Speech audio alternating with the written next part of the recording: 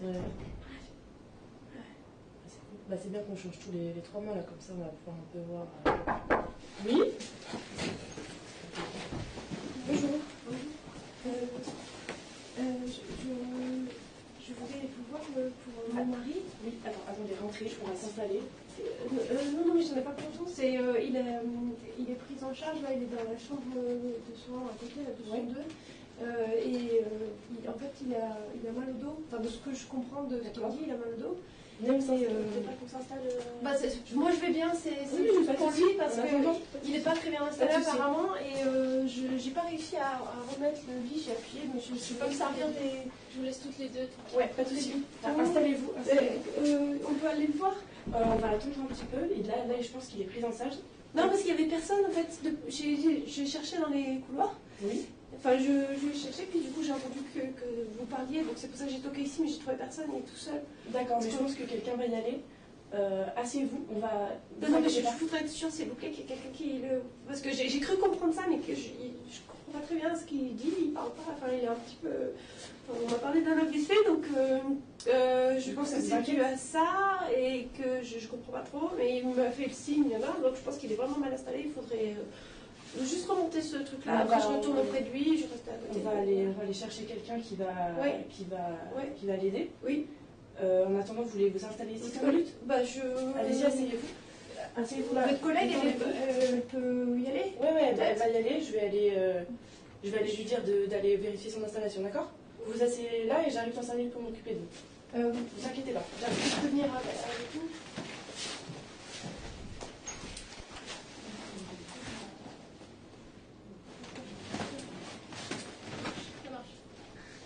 Donc voilà, c'est bon, elle y est allée, elle est allée demander, elle est allée elle-même, je pense, voir son installation. Non, c'est bon, ne vous inquiétez pas, là, il va être pris en charge. Il va être pris en charge, votre mari. Tout va bien se passer. Pour l'instant, là, il faut attendre de voir ce qui se passe. D'accord? Tout va bien se passer, je sais pas. La prise en charge, très bien. Ne vous inquiétez pas, la prise en charge va se faire et tout va bien se passer. D'accord? Donc là, il a sûrement eu... Mais comment vous pouvez dire que tout va bien se passer alors qu'il arrive quasiment plus à parler? Enfin, je comprends pas très bien ce qu'il dit, il est pas bien, et puis vraiment, j'ai même pas l'impression que tout se passe très bien en fait. Oui, non, bien sûr, je comprends que vous êtes stressé, c'est normal. Je suis pas stressée, je suis inquiète, Bien sûr, il y a un professionnel de santé qui va aller le voir, il va évaluer son état, et il va prendre les décisions qui sont nécessaires pour que son état aille mieux, et on verra à ce moment-là. Est-ce que je peux le voir, le médecin? Vous êtes le médecin? Moi, je suis étudiante en 2e année, d'accord? Donc là, je vais essayer de m'occuper de vous si vous en avez besoin, mais pour l'instant, moi, je peux rien faire, c'est des médecins qui vont s'occuper de votre mari, d'accord? Et quand est-ce que je pourrais les voir, en fait, pour savoir exactement, parce que... je les ai croisés, là, j'ai vu qu'ils prenaient des notes, s'agitaient, etc. Et puis moi, je suis restée à côté de mon mari, forcément, parce que je ne pouvais pas nous poursuivre les médecins dans les couloirs. Mais voilà, on m'a dit, oui, c'était un AVC, super, donc déjà, on ne sait pas trop ce que c'est. On sait, on a des images, et puis je vois le résultat sur son visage et sur sa mobilité, on va dire. Mais D'accord. Je ne sais pas plus que ça. D'accord. Vous inquiétez pas. Donc là, il va être pris en charge par des professionnels. Ensuite, là, il est dans une unité aiguë, c'est un passage obligatoire. Et après, en fonction de son état... C'est quoi une unité aiguë? C'est une unité de première... pour la première chose qu'on va faire. Là, ils vont essayer de lui administrer un traitement pour que ça aille mieux. Et après, en fonction de son état, il va être dirigé dans des services soit neurovasculaires ou après de rééducation. Mais son évolution peut être totalement différente. Après, vous m'avez votre mari, il a quel âge? Il a 40 ans. Là, donc c'est un patient jeune, donc ça peut dépendre aussi de son âge. On verra en fonction de son évolution, mais ça peut être très variable. Justement, c'est un patient jeune.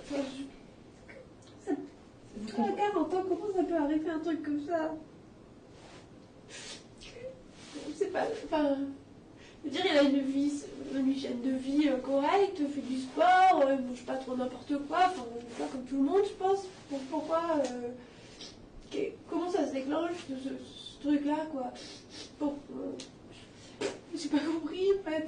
Oui, c'est un accident de la vie, il va avoir un bouchon dans ses artères qui va créer ça.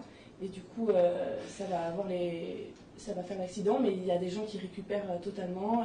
Et pour certains, c'est plus partiel ou ça prend plus de temps. C'est une récupération qui est entre 1 et 6 mois. Donc voilà, mais pour l'instant, on ne peut pas savoir ce qui va réellement se passer. Mais c'est très variable en fonction des personnes, d'accord ?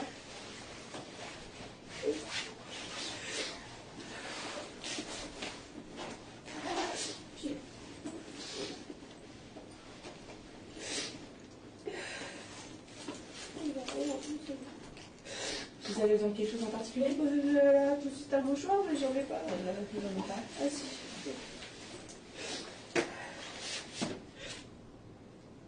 Donc, vous serez de toute manière tenu au courant très rapidement de ce qui va se passer.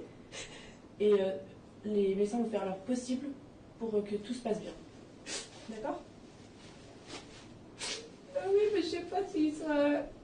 Est-ce qu'il va revenir comme avant, quoi? Est-ce que je vais le retrouver, là? Je le reconnais même pas trop. Mais c'est normal, là, il n'arrive pas à s'exprimer. On peut communiquer avec lui. C'est normal, l'accident vient juste de se passer. Et vous êtes totalement démunis, mais c'est totalement normal. Et on ne sait pas encore son état. Ça se trouve, il va récupérer tout comme auparavant. Ça se trouve, ça va prendre un peu plus de temps. Mais pour l'instant, on ne peut pas se prononcer. Donc, voilà, essayez de rester calme, essayez de vous détendre, même si c'est compliqué, j'imagine. Mais voilà, vous inquiétez pas, on va vraiment faire notre possible pour que tout se passe bien. Parce que là, moi, je ne peux pas rester tout le temps, jour et nuit.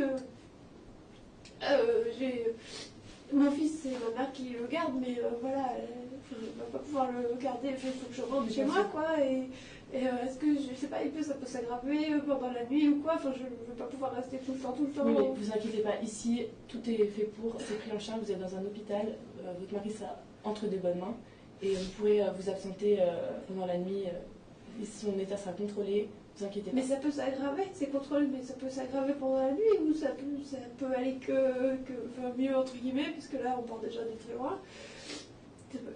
Son état sera surveillé, il sera entouré d'une équipe médicale, donc normalement, tout ira bien.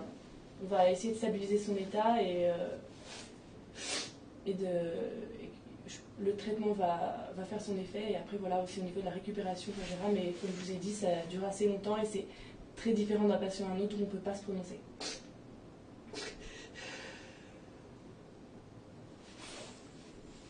Vous voulez aller boire un café ou quelque chose? Vous avez besoin de quelque chose? Je veux bien de l'eau. Vous avez besoin de l'eau, un quart d'heure? Je vais aller voir ce que je peux faire. J'arrive.